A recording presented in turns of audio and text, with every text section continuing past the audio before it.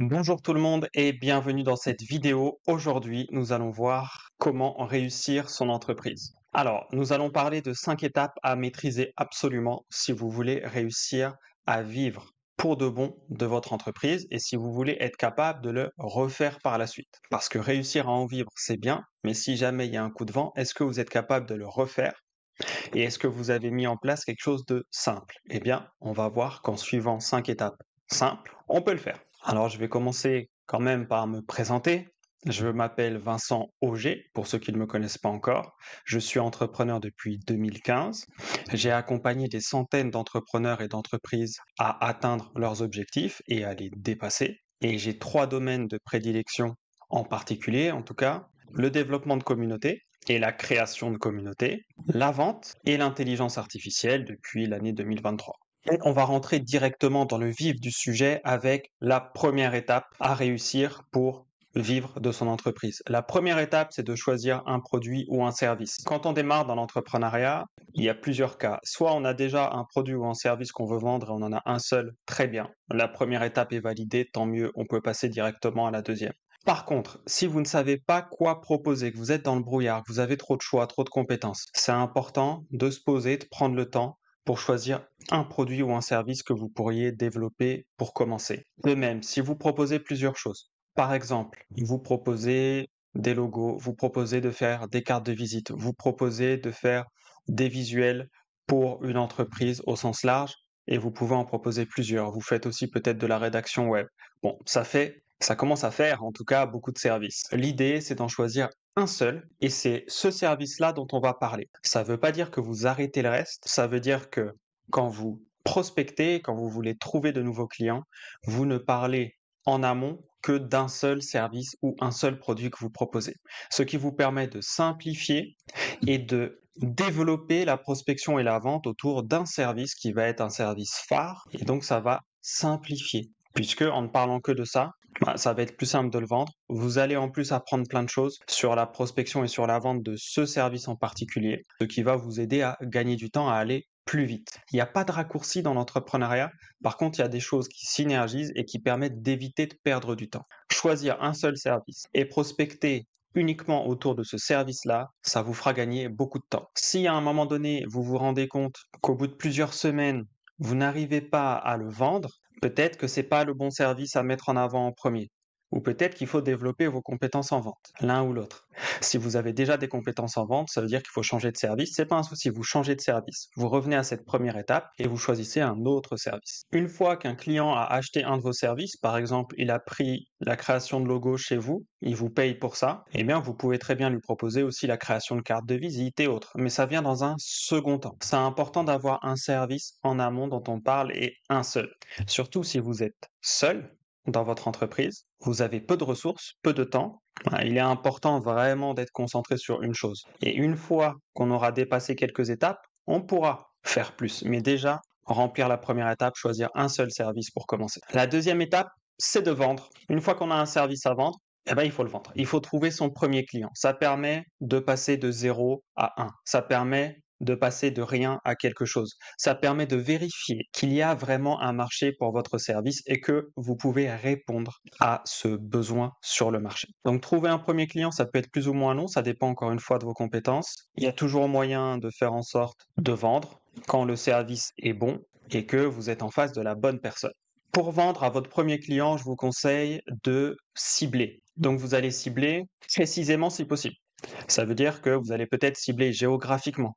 Si vous êtes à Dijon, vous allez peut-être cibler, et que vous vendez des logos, vous allez peut-être cibler des entreprises qui sont dans la périphérie de Dijon ou à Dijon. Et ensuite, vous allez peut-être cibler encore plus. Pourquoi? Si vous ciblez par exemple que les boulangeries, bon, vous allez avoir vite fait le tour, mais si vous faites ça, enfin en tout cas sur Dijon et la périphérie, si vous faites ça, l'avantage c'est que dès que vous vendez à une boulangerie, vous allez avoir des synergies. Vous allez pouvoir aller voir les autres boulangers et leur dire, voilà, j'ai déjà un client qui est une boulangerie, et donc ça va inspirer de la confiance. Ils vont pouvoir se dire, OK, je suis pas le premier boulanger.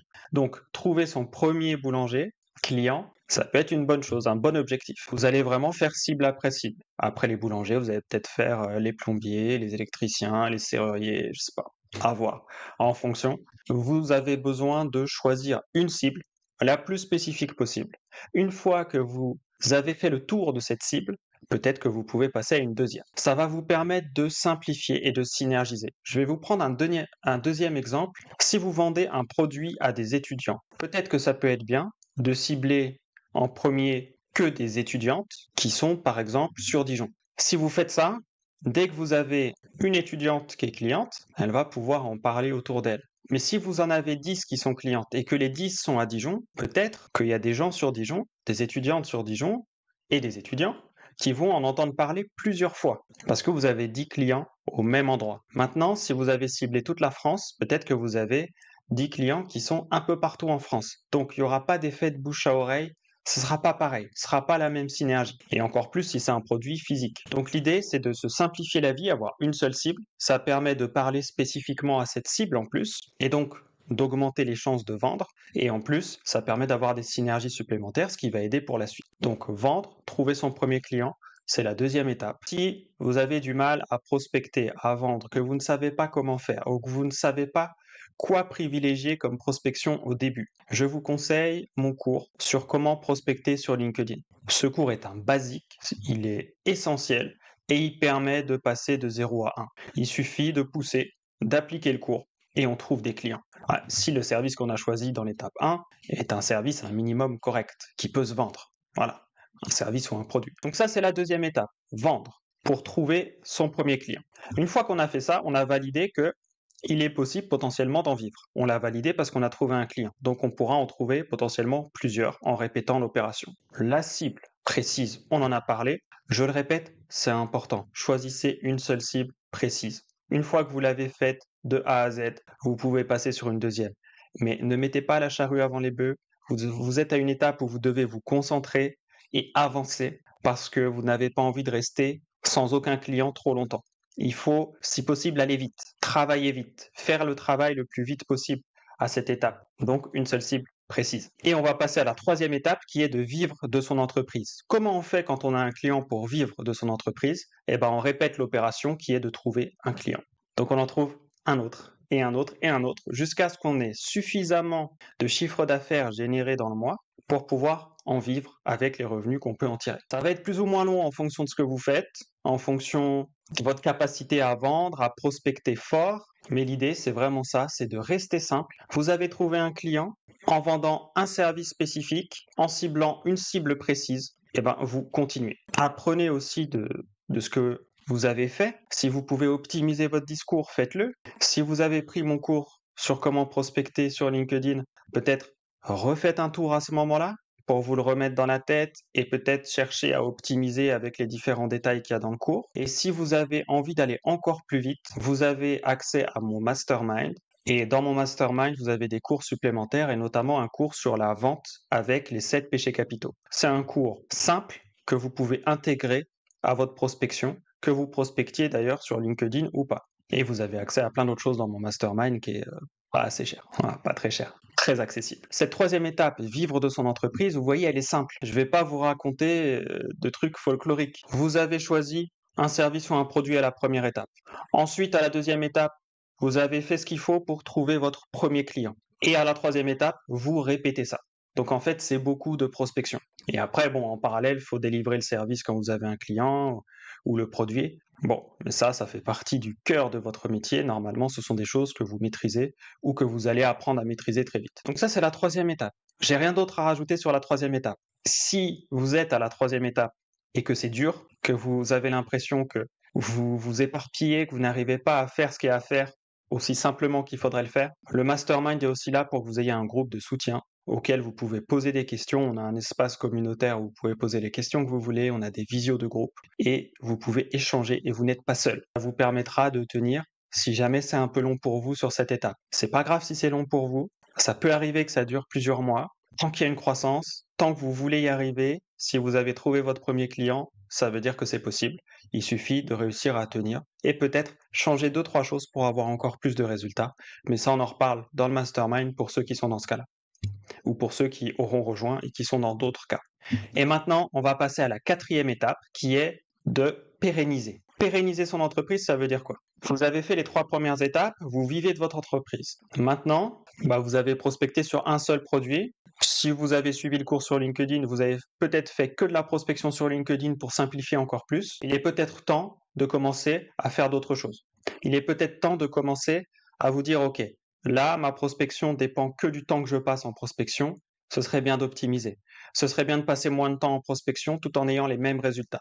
Vu que vous vivez de votre entreprise, puisque vous avez validé l'étape 3, vous avez normalement un peu de moyens, un peu de marge, vous pouvez en avoir en trouvant un ou deux clients de plus par-ci par-là. Et donc, vous pouvez commencer à optimiser, peut-être à déléguer une partie de ce que vous faites, peut-être à automatiser, notamment une partie de votre prospection, peut-être ou peut-être pas, à voir, mais ce sont des possibilités. Dans cette étape, il y a beaucoup de choses qu'on peut voir. On peut aussi parler de YouTube. Peut-être que faire une chaîne YouTube qui amène des clients automatiquement, ça peut être une solution pour automatiser sa prospection, en quelque sorte. Il faut faire vivre la chaîne YouTube, donc il y a un peu de travail quand même, et il faut la faire décoller, ce qui demande aussi un peu de temps, un peu de travail. Vous avez tout ce qu'il faut pour ça d'ailleurs dans le mastermind. Par contre, une fois que ça c'est fait, peut-être que vous allez troquer 1 heure de prospection par jour sur LinkedIn en une vidéo par semaine sur YouTube, une fois que c'est mis en place. Donc ça peut être intéressant comme shift, ça peut vous faire gagner du temps. Ensuite, vous pouvez développer votre liste d'emails. Que vous ayez 10 personnes ou 10 000 personnes sur votre liste d'emails, ça vous prend le même temps pour envoyer un message à tout le monde.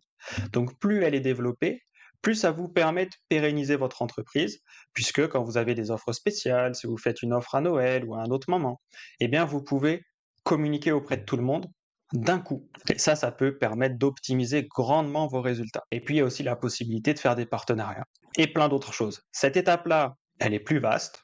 Vous pouvez aussi vous dire, j'ai vendu un seul service jusqu'à maintenant, je vais faire la même chose, mais en prospectant pour un deuxième service en même temps, voire un troisième service, etc. Donc vous allez un peu diversifier en réalité pour pérenniser.